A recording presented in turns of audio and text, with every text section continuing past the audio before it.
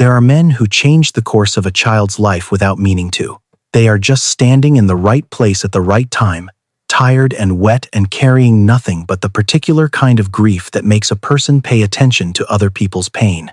They stop, they stay, and everything that comes after, for better or worse, for richer or poorer, in the face of every opinion a small town can produce, comes from that single, unremarkable decision to not walk away. Thomas Reed was that kind of man. He was 34 years old when it happened. He worked the night shift at Caldwell Grain and Produce, a packing and processing plant on the south edge of Millhaven, Georgia, a town of 11,000 people, 2 stoplights, and the particular social architecture of a place where everyone knows the shape of your life and considers any deviation from that shape a matter of public interest. Thomas was black, single, and had been quietly trying to disappear into his own routine since the death of his wife, Angela, 3 years before. She had been 31. A bus accident on Route 7, on a rainy November night, while Thomas was finishing a double shift because they needed the money for repairs on the house. He had not forgiven himself for the math of that decision. He did not expect to. He had no plans for the future beyond paying off the mortgage, doing his job without incident, and surviving each day without the weight of Angela's absence pressing him all the way to the floor. He was not looking for anything else. The night he found Owen and Lily, it was raining the way it rains in Georgia in November, without mercy and without apology. Thomas had just clocked out and was cutting through the alley behind the Millhaven Food Depot on foot because his truck was in the shop and the last bus had already run. He was 30 seconds from walking past a narrow storage outbuilding behind the loading dock when he heard it. Not crying, not calling out, but the careful, compressed breathing of someone who had learned that making noise was a risk not worth taking. He stopped. He pushed open the outbuilding door. The boy was 8 years old and standing in front of his sister with his arms slightly out at his sides, the way a person stands when they have decided to be a wall between something they love and something they fear. He had a flashlight in one hand, dead batteries, no light, and the expression of someone who has run out of places to run, but has not run out of the intention to fight. The girl was 6. She was behind him, back against the wall, knees drawn up, silent. She had a bruise on her right forearm that was purple at the center and yellow at the edges, old enough to be healing, fresh enough to still ache. Thomas crouched down. He did not move closer. "Hey," he said. "Not it is okay. Not do not be scared. Just, hey." The boy said nothing. "My name is Thomas," he said. "I work at the plant down the street. I am going to stay right here. I am not going to touch anything." The boy studied him with the focused, assessing attention of a child who has learned that adults require careful evaluation. Then, very quietly, "We are not supposed to talk to strangers." "That is a good rule," Thomas said. "You want, I can go find somebody else. A woman, maybe. Somebody you would feel more comfortable with." The boy looked at his sister, then back at Thomas. "There is nobody else," he said. Thomas called 911. He called the County Child Protective Services emergency line, and while he waited, he sat down on the wet ground outside the doorway, not inside, where they had not invited him, and he talked. About nothing important. About the weather.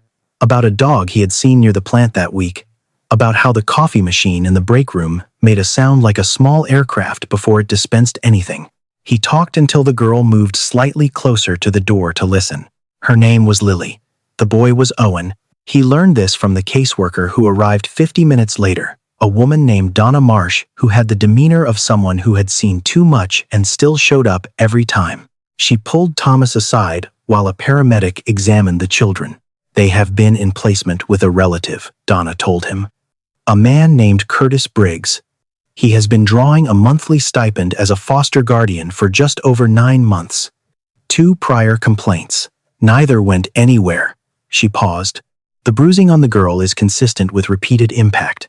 The boy has old scarring on his upper back that the examining nurse described as consistent with belt strikes. Briggs was located at a bar 3 blocks from his residence tonight. He does not yet know the children are gone." Thomas said nothing. "Standard procedure is to place them tonight," Donna said. "Probably separately, given available capacity." "I understand that is." "Do not separate them," Thomas said.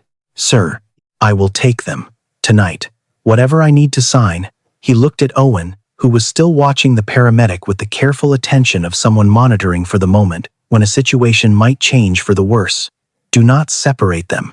He signed the emergency guardianship paperwork at 2:15 in the morning at a folding table in Donna Marsh's car. He drove them home in her vehicle because his truck was still in the shop.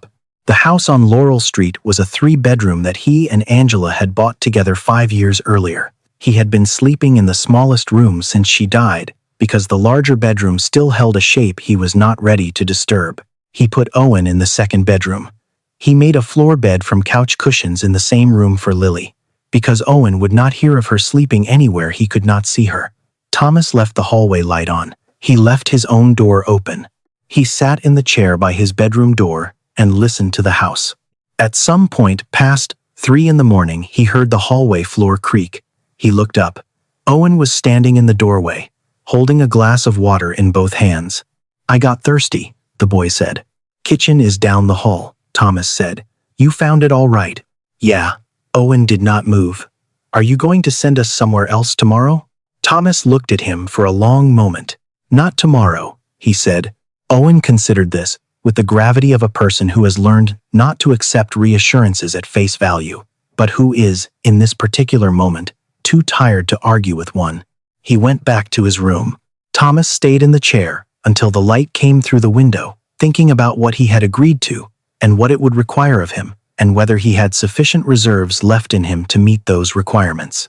He did not arrive at any certain answers, but he did not move from the chair. The family court hearing was held 6 weeks later. Curtis Briggs arrived with a lawyer and a clean shirt and language about family ties and stability and the importance of children remaining with those who shared their background. He did not look at Owen or Lily during any of it. Thomas had no lawyer. He had pay stubs, a home inspection, school enrollment confirmation, and letters from Lily's pediatrician and Owen's homeroom teacher. He had prepared remarks. He did not end up using them. When the judge asked Owen whether he would like to say anything, the boy sat still for a long moment. He was wearing a collared shirt Thomas had bought him 2 weeks before, not for the hearing, just because Owen had mentioned once, with studied casualness, that he had never owned a shirt that actually fit right. Owen sat still, and then he stood up, and then he walked across the courtroom and took Thomas Reed's hand. He did not say a word to the judge. He did not need to. The court awarded temporary guardianship to Thomas Reed. The lawyer for Curtis Briggs filed an objection. The judge noted it and moved forward. Outside on the courthouse steps, in the gray December cold, Owen stood next to Thomas and looked out at the parking lot. Lily was holding Thomas's other hand. She still had not said much. Her child psychologist said the silence was protection, not absence, and that it would lift in its own time. But she held on. "What happens now?" Owen asked. "We go home," Thomas said. "Then, tomorrow we figure out the next thing." "What is the next thing?" Thomas thought about it honestly. "I do not know yet," he said, "but I will be there when we find out." Millhaven did not know what to do with Thomas Reed after that, so it did what small towns do with things they cannot categorize. It watched, and it talked, and it decided, without gathering any particular evidence, that something must be wrong. A black man, alone, raising 2 white children, this was not a configuration the town had language for, and so it produced its own. At the grocery store, women he had never spoken to approached him with questions shaped like concern. "Are you not worried about how confusing this must be for them? Do you think they might be better off somewhere more familiar?" At Owen's school, a teacher referred to Thomas as the driver on 2 separate occasions before he corrected her, and the look she gave him when he did suggested the correction had caused offense. The Department of Child and Family Services conducted 4 unannounced visits in the first 12 months. Thomas cooperated with every one of them. At Caldwell Grain and Produce, a man named Victor Crane, the day shift floor supervisor, broad-shouldered, and 52 years old, with small eyes that missed very little, began paying Thomas a different kind of attention after the custody hearing. Nothing said directly, just the way Victor's eyes would track him across the plant floor. The reassignment of certain responsibilities to other workers without explanation. The way Victor would appear near the break room entrance whenever Thomas was talking with Eduardo Salinas, a Honduran man in his late 20s who had been at the plant for 3 years and spoke English with the careful precision of someone who had learned it from books before speaking it aloud, and the conversation would stop when Victor arrived.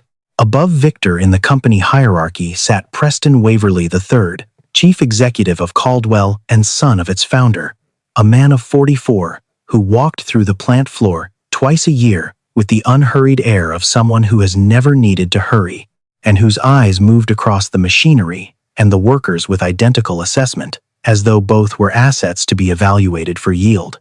Thomas had watched him on those visits. He had written down what he observed. The writing had started slowly, then become a practice. Thomas kept a composition notebook in the desk drawer at home. He recorded dates, descriptions, names, when he knew them. He had no particular plan for the information. He wrote it down because he believed, without being able to fully articulate why, that the truth had weight even when no one was paying attention to it, and that someone ought to be keeping a record. He was still believing this when, 4 years into his guardianship of Owen and Lily, he came to understand that Caldwell Grain and Produce was running a second labor system beneath its official one. Undocumented workers, recruited from Central America through a contractor, housed 4 to a room in company-owned properties, and paid in cash at rates significantly below what was recorded on any official ledger, threatened with immigration reporting if they raised complaints, and required to work without the protective equipment that OSHA mandated. Victor Crane ran the floor operations. Preston Waverley III owned the arrangement. Thomas wrote all of it down. He said nothing publicly because he understood that a complaint filed prematurely would reach the company before it reached any authority capable of acting on it, and that the people most exposed, Eduardo Salinas among them, would suffer the consequences before anything was corrected. He was still waiting, still writing, still deciding, when Victor Crane was found dead on the floor of the loading bay at 4:23 on a Wednesday morning, 18 years into Thomas Reed's employment at that plant. Thomas was at home. He had not been called in that night. By 9 in the morning, 2 detectives were at his door. The years between the rainy night at the food depot and the Wednesday morning the detectives knocked were not easy years, and they were not simple years, but they were, in the most essential sense, real ones. Thomas learned to be a father through the particular education of sustained attention, through learning that Owen needed reasons, not instructions, and that Lily needed quiet after school before she could talk about her day, and that both of them watched him when they thought he was not looking, studying him with the concentrated patience of children who had learned not to trust stability until it had proven itself across many consecutive days. He showed up. Every day, in every version of the word, school conferences and medical appointments and little league games in the summer heat, where he sat in a folding chair he brought himself, because the other parents in the bleachers did not make room, and he had stopped waiting for invitations. He showed up to the mandatory sessions with the family court's appointed counselor, who asked questions Thomas found invasive and who he answered anyway, because Owen and Lily were worth the discomfort. The town watched and talked, and adjusted its watching and talking as the years accumulated, and the family failed to collapse the way it had predicted. Some people warmed, more did not. Thomas had ceased to require their warmth in order to function. He had learned to carry the coldness the way you carry weather, as a condition, not a verdict. When Owen was 13, he came home with a bruised jaw and said he had walked into a door. Thomas let it pass that evening and called the school the next morning. The vice principal informed him that there had been an altercation and that it had been addressed. Thomas asked what it was about. A pause. Another student made a comment about your family situation. That evening, Thomas sat across from Owen at the kitchen table and said, "You do not have to protect me from what people say. I know what they say. I have always known. You do not have to carry that." Owen stared at his homework. "It is not fair," he said. "No," Thomas said, "it is not." "Then why do you just let them? Why do you never fight back?" Thomas looked at his hands on the table. "Because the people saying these things want a reaction," he said. "They want me to become something they can point at and say they were right to worry about. I am not going to give them that." "That sounds like losing," Owen said. "I know it does," Thomas said. "I thought so too, for a long time. I will tell you something more about it when I figure out how to say it right." 3 years later, Owen was suspended for fighting. A boy named Bradley Caston had said, in front of a cafeteria full of students, that Thomas Reed was not a real father, and that Owen and Lily were charity work for a man with nothing better to do with himself. Owen had hit him once, split his lip, and then stood perfectly still and waited. Thomas drove to the school. Owen got in the truck without speaking. They drove in silence for a while. "I am not going to tell you that was the right thing," Thomas said. "I know. But I am also not going to pretend that what he said does not matter. It matters." Owen looked out the passenger window. He said, "You had nothing better to do. Like we were a project." "I know what he said. Is that what we are?" Thomas pulled the truck to the side of Maple Street, put it in park, and turned to face his son. Owen was 16 now, long in the arms, serious in the face, with the same quality of focused watchfulness he had carried since the night in the outbuilding. "No," Thomas said, "that is not what you are." "Then explain it to me. Explain why you never push back." "Come with me," Thomas said, "both of you. I need to show you something." He drove them to Millhaven Memorial Cemetery on the eastern edge of town. October, overcast, cold. He parked on the grass and walked them to the section near the old oak tree, where a gray stone read, "Angela Marie Reed, beloved wife, 31 years." Lily slipped her hand into his without being asked. Thomas told them about Angela. Not the short version, the careful version he had always kept, but the true one. He told them she had a way of laughing that started slowly and then took over her whole face. That she had burned every meal she ever attempted to cook and had treated it as a recurring comedy rather than a failure. That she had wanted children so much it was one of the first things she had ever told him about herself, on their second date. Not as a demand, but as a fact about who she was. He told them that the night she died he had chosen a double shift because they needed the money, and she had taken the bus home, and he had spent 3 years since then reviewing the arithmetic of that choice, and finding no version of it he could make peace with. "I did not take you in to fill a space," he said. He was looking at the stone. "I did not take you in to prove something to this town." He paused. "I took you in because I was standing in the rain and there were 2 children who needed someone to stay, and I had spent 3 years being afraid to stay close to anything. I did not want to keep arriving too late." Owen stood very still beside him. The wind moved through the oak tree. "I did not know about her," Owen said finally. "I know. I should have told you sooner." "Is that what it is?" Owen said. "That you do not fight because you are not angry? Because you are sad?" "I fight," Thomas said. "I just fight by writing things down and waiting for the right moment and not giving anyone a reason to dismiss everything I have documented because I lost my temper. That is also fighting. It is slower and less satisfying, but it is what I have." Owen was quiet with this for a while. Lily leaned slightly against Thomas's arm. The 3 of them stood at Angela's grave until the light began to fail. Then they drove home, and Thomas made dinner, and something between them had shifted. Not completely, not all at once, but enough to feel. Owen graduated from law school 11 years later, at the age of 27. He called Thomas from the parking lot of the ceremony venue before going back in for photographs.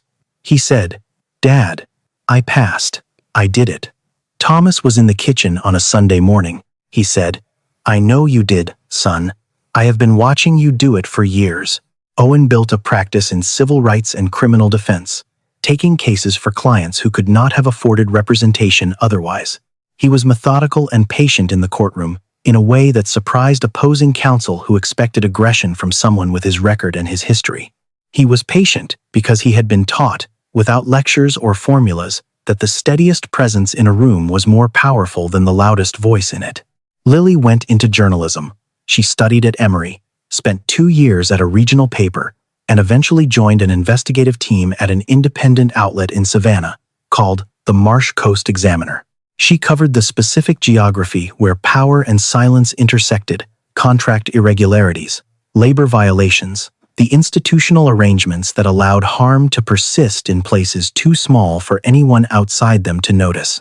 She was relentless, her editors said. She described herself as someone who had watched a person be erased by a community's collective decision not to see him, and who had decided she was not willing to participate in erasure anymore. She had called Thomas the night her first major piece ran, an investigation into a rural Georgia sheriff's department that had been deliberately suppressing crime reports in immigrant communities to protect grant funding. Statistics. The piece triggered a federal audit. Thomas had read it 3 times. When she asked what he actually thought, not just whether it was good, he was quiet for a moment. Then he said, "I think Angela would have read every word twice and then called me to talk about it for an hour." Lily did not respond for a while. Then she said, "Tell me more about her. You never tell me enough." So he did. On the back porch, in the evening, he told her about Angela for a long time. In the years while Owen and Lily were building their lives, the situation at Caldwell Grain and Produce had continued deteriorating. Preston Waverly, the third, had expanded the undocumented workforce by nearly half. The labor contractor had become more aggressive in his recruitment methods, and the conditions on the night floor had grown more dangerous as equipment aged and maintenance budgets were cut. Victor Crane managed the floor arrangements with the casual authority of a man who understood that none of the people beneath him had any recourse they could safely use. Thomas continued his documentation. Second notebook. Third. A folder of typed summaries on his home computer. Time-stamped. Cross-referenced. He also continued watching Victor. One evening, passing by the records room, he observed Victor feeding documents into a portable drive with the furtive efficiency of someone who had done this before and expected to be caught. Thomas wrote it down. He did not yet know what it meant. 6 weeks before Victor was found dead, Victor cornered Thomas in the employee parking lot after a shift. "You have been building something," Victor said. His voice was even, almost conversational. "I am telling you, as one person to another, that you should think very carefully about whether you want to finish it." Thomas said, "I hear you." He went home and wrote down every word. He was at home on the night Victor died. He had not been called in. He was sitting at the kitchen table with the third notebook open in front of him, trying to decide what to do next. By 9 the following morning, 2 detectives were standing at his door with questions. The evidence assembled against Thomas Reed in the weeks that followed was not evidence that had found him. It was evidence that had been built around him. His access card had been logged at the plant's rear entrance at 11:52 on the night Victor died, an unauthorized entry, outside his scheduled hours. What the initial investigation did not examine, because the plant's head of security, a man named Barry Colfax, was on a separate monthly arrangement with Preston Waverly's personal accounts, was that the same card number had been used earlier that day to access the executive record storage corridor at 2:41 in the afternoon, a time when Thomas was verifiably present on the main processing floor, 30 yards away, in view of a functioning camera. Someone had duplicated his card. The access control system had generated an automatic anomaly alert for the duplicate use. Barry Colfax had deleted that alert from the system log before the detectives pulled the records. The loading bay camera showed a figure of similar build to Thomas entering at approximately the relevant time. 11 minutes of footage were absent from the timestamp record, deleted from a terminal in the security office to which only 2 people held credentials. A folding knife with trace quantities of Victor Crane's blood was recovered from the municipal recycling bin at the end of Thomas's block, 3 days after the death.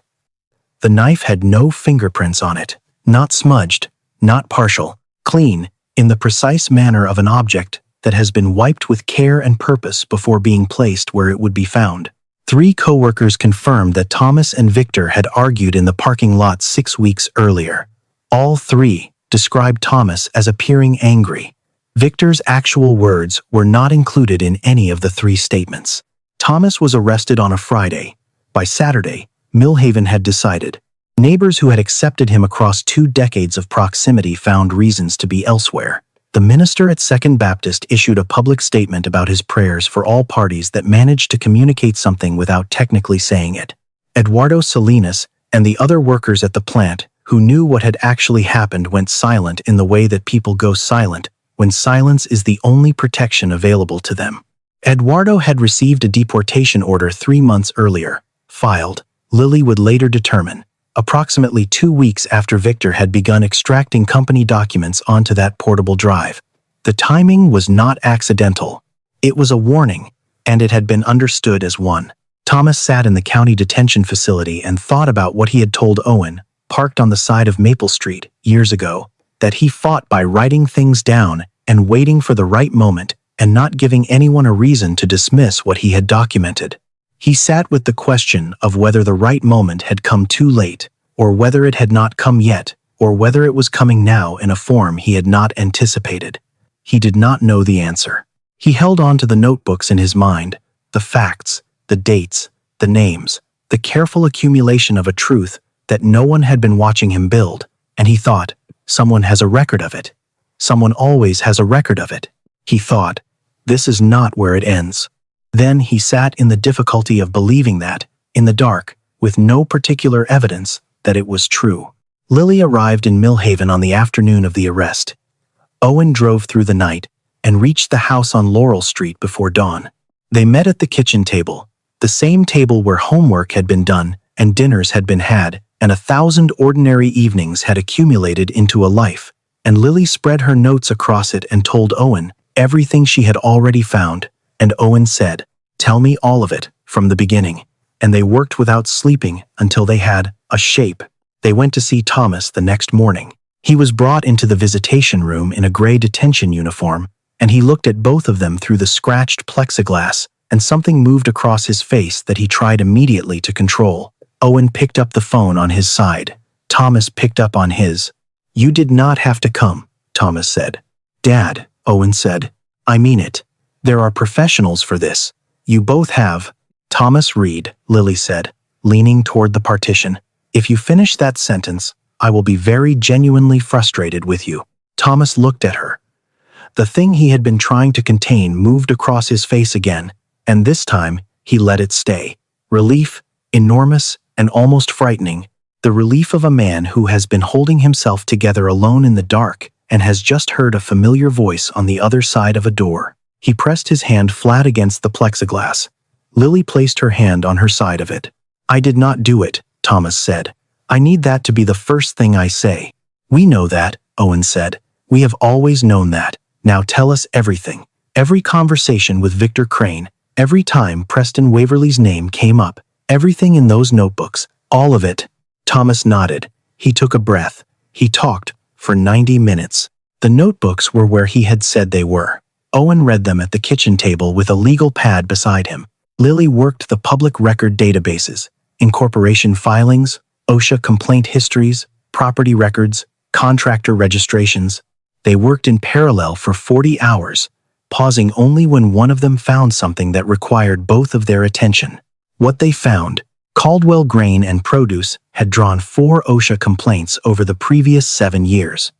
All 4 had been closed without citation. The same investigator had been assigned to 3 of them, a man named Howard Finch, who had retired from the agency the previous spring and was now listed as a consulting contractor for a facilities management firm whose registered agent address matched that of a subsidiary company in the Caldwell corporate structure. Victor Crane had accessed the company's internal document management system 21 times in the 5 weeks before his death, from a device that was neither his work terminal nor any registered personal device.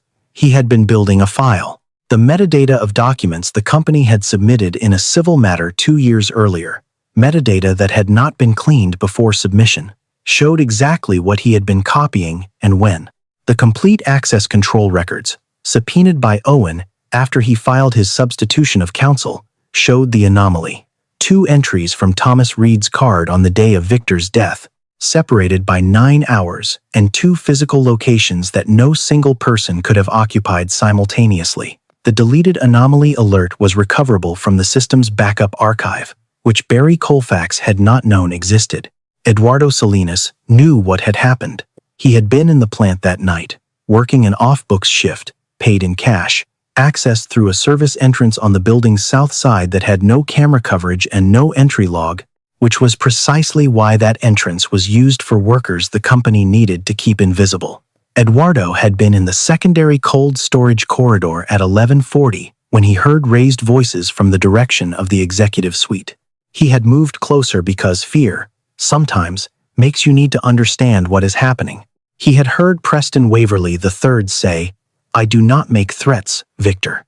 You have known me long enough to understand that. You know what I do instead." He had found Victor on the loading bay floor 40 minutes later on his way out. Eduardo had said nothing for 3 months because he had a deportation order with a 10-day window remaining.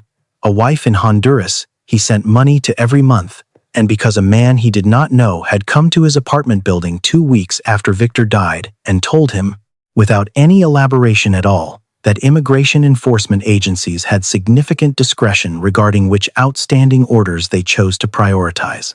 Lily found Eduardo through contacts she had built over years of covering similar communities in similar situations. She knocked on his door on a Sunday afternoon. He began to close it when he saw her press credential. She said, "My father is Thomas Reed." Eduardo stopped. He let her in. The trial began on a Monday morning before the Honorable Judge Sandra Okafor, who had presided over the Millhaven County Circuit for 17 years and who had the manner of someone who had ceased to be surprised by human behavior in any of its forms but had not ceased to care about justice as a practical matter. Owen sat at the defense table. The prosecution was handled by an assistant district attorney named Mark Selden, who was competent and confident and built his opening statement around the 3 pillars of his case: motive, access, and physical evidence. He presented them cleanly. He was not wrong that all 3 existed. He was wrong about what they meant.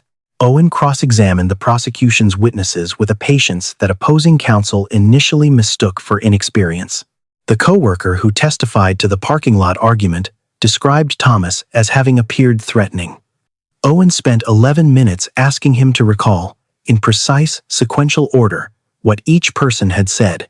By the end of those 11 minutes, the record showed that Victor Crane had issued every threatening statement in the exchange, and that Thomas Reed had said, in its entirety, "I hear you." The witness maintained this was threatening in context. Owen thanked him and sat down. The forensic technician who had processed the knife confirmed there were no recoverable prints. Owen asked whether the absence of fingerprints on a personal item found in a residential recycling bin was consistent with that item having been deliberately wiped before disposal. The technician said yes. Owen asked whether, in the technician's professional experience, individuals who commit unpremeditated acts of violence in industrial settings typically pause to clean the weapon thoroughly before discarding it near their own home. The prosecution objected. The judge sustained it. Owen withdrew the question and allowed it to remain in the air of the room. On the 3rd day, Owen introduced the access control records and the recovered anomaly alert. The digital forensics expert he had retained explained the card duplication process, the alert deletion, and the significance of the backup archive in language that required no specialized knowledge to follow. On the 4th day, Lily's investigation published in the Marsh Coast Examiner, 4,000 words, with documents embedded and a timeline that could be followed by anyone willing to spend 15 minutes with it. It named Preston Waverly III. It named Howard Finch. It traced the corporate structure of the subsidiary companies. It reproduced the metadata analysis. By early afternoon, the Associated Press had distributed a summary. By evening, a federal labor oversight office had contacted Lily's editor requesting the underlying documentation. Preston Waverly's personal attorney issued a statement characterizing the reporting as a coordinated and malicious campaign. He was, by that point, already in contact with criminal defense counsel. On the 5th day, Eduardo Salinas was called to testify. He entered the courtroom in a collared shirt that Owen recognized as one of Thomas's. Lily had brought it to him the night before, because it was the only appropriate shirt readily available, and because neither of them said out loud the thing they both understood, that Thomas Reed had always shared what he had without keeping an account of it. Eduardo took the witness stand. He folded his hands. He looked at the room, the prosecution table, the defense table, the gallery, and then he found Thomas, and he held that point of contact. Preston Waverly's personal attorney had arranged to be present in the gallery. He was not a party to the criminal proceeding. He sat in the 2nd row and observed in the manner of someone who is accustomed to his presence being understood as a form of communication. He had made certain, through intermediaries whose names Eduardo would not learn until later, that Eduardo understood the consequences of testifying. The deportation order was active. The window was closing. The message had been delivered more than once, by more than one person. You have nothing to gain here and everything to lose. Eduardo looked at Thomas Reed. Thomas stood up. He stood up at the defendant's table, which generated an immediate sharp reaction from Judge Okafor, and he said, in a voice that was quiet and completely steady, "Your Honor, I am requesting that the subpoena for this witness be withdrawn." The courtroom went still. "Mr. Reed," Judge Okafor said, "you will be seated and consult with your attorney before." "I understand, Your Honor." Thomas did not sit immediately. He looked at Eduardo. "I am not going to allow another person to lose everything because of my situation. Whatever this means for me, that is not something I am prepared to do." He sat down. Owen leaned toward him. "Dad, with respect, I need you to let me do my job." "I mean what I said," Thomas said quietly. "I know you do," Owen said. "You have meant it every day of your life. Now please be still." Eduardo Salinas had not moved. He had watched Thomas Reed stand up in a courtroom, facing the realistic possibility of a life sentence, and use that moment to try to protect someone else. He sat with the weight of this.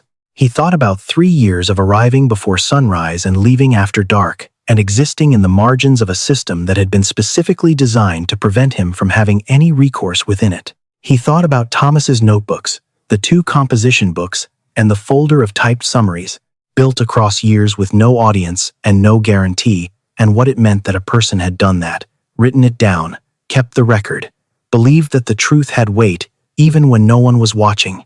He looked at Preston Waverley's attorney in the second row. The man had returned to looking at his phone. Eduardo Salinas looked back at the courtroom and said, in a clear voice, "I want to testify." He spoke for 2 hours. He did not embellish. He did not minimize. He described the off-books shift, the south entrance, the cold storage corridor, the voices he had heard. He repeated, as precisely as his memory allowed, what Preston Waverley III had said to Victor Crane in the executive suite on the night Victor died. He described what he had seen in the loading bay 40 minutes later. He described the visit to his apartment building, the man he did not know, and the message that had been delivered. He testified that Thomas Reed had spent years doing the one thing that no one else at that plant had been willing to do, writing it down, keeping the record, believing that the truth had weight even in the absence of anyone paying attention to it. He testified that Thomas had never asked him for anything in exchange. He testified that the reason he was sitting in that chair, despite everything it was likely to cost him, was that Thomas Reed had spent years treating him like a person whose life had weight, and that he was not able to watch that person be destroyed by a lie while he sat in a rented room and said nothing. The courtroom was quiet when he finished. Preston Waverley's attorney was no longer looking at his phone. Owen did not use notes for his closing argument. He walked the jury through the evidence with the deliberate, unhurried confidence of someone who has learned that a clearly told truth does not need ornamentation. The cloned card, the deleted alert, the missing footage, the document downloads, Howard Finch's convenient post-retirement arrangements, the knife that had no prints because it had been cleaned by someone who needed it found, but not traced. He laid each piece down and let it rest. Then he said, "I want to tell you something about the man sitting at that table," he said. "When I was 8 years old, I was in a storage shed with my 6-year-old sister in the rain. We had been hiding for 2 days. We had no reason to trust any adult who came through that door. A man came through that door who had every reason to keep walking, who was tired, who was alone, who had built his entire life around not needing anything from anyone after losing the person he had loved most." He stopped. He sat down on the wet ground outside our door and talked to us about nothing important until we were not afraid of him anymore. He did not come inside until we were ready. He said, "That man has been doing that every day for 21 years. He showed up every day for every version of what those 2 kids needed from him, while this town watched and waited for him to fail at it. He wrote things down in a notebook in his kitchen because he believed the truth had weight even when no one was watching. He stood up in this courtroom today and tried to protect a witness at his own expense, because that is what he does, that is who he is, and that is not the behavior of a man who commits murder for personal grievance, and then constructs an alibi." He said, "The evidence in this case does not point to guilt. The evidence points to someone who needed guilt to exist in a specific place, and who had the resources, and the relationships to manufacture the appearance of it.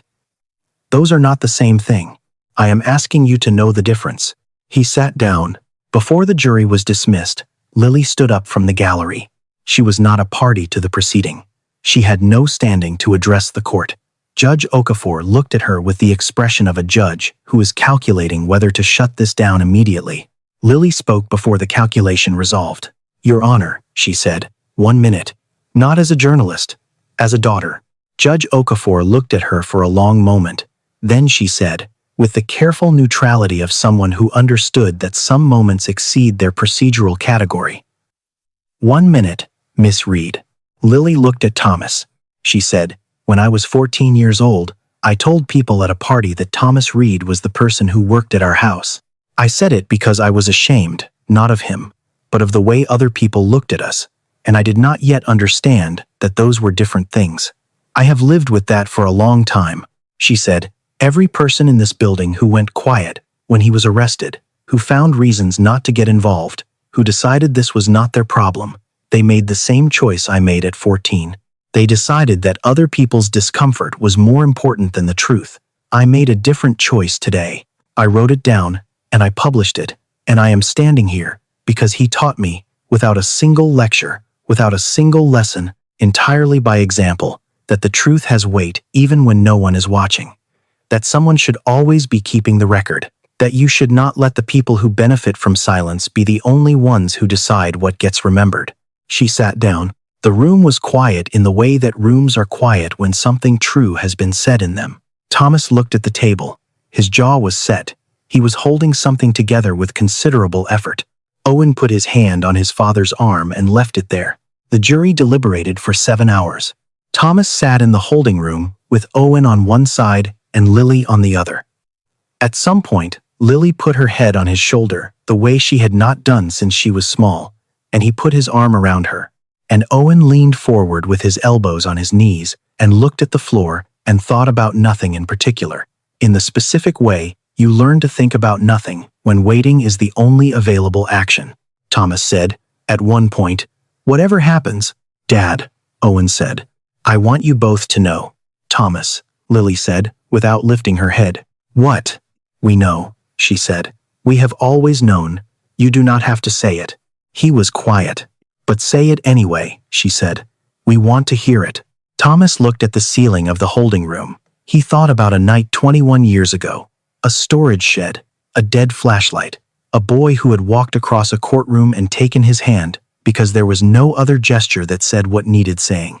He thought about a cemetery in October and 2 teenagers who had stood beside him while he finally said the true thing about Angela, and neither of them had flinched. He thought about a phone call on a Sunday morning in May. "Dad, I did it." And a long conversation on a back porch about a woman his children had never met, but who would have loved them completely.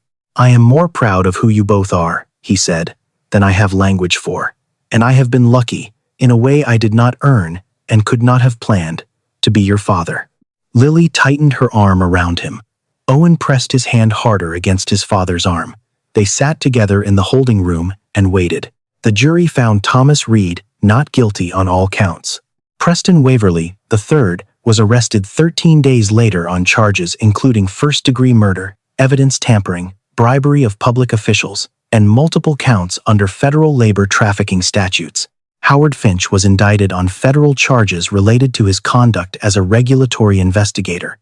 Barry Colfax entered a cooperation agreement. 3 officers of the Millhaven County Sheriff's Department were placed on suspension pending internal review.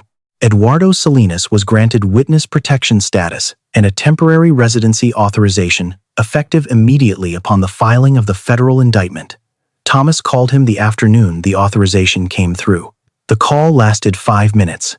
Thomas said, "I told you the record would matter." Eduardo said, "Yes, you did. They did not need to say much beyond that." Lily's investigation was cited in the federal indictment. Her editor put her byline above the fold.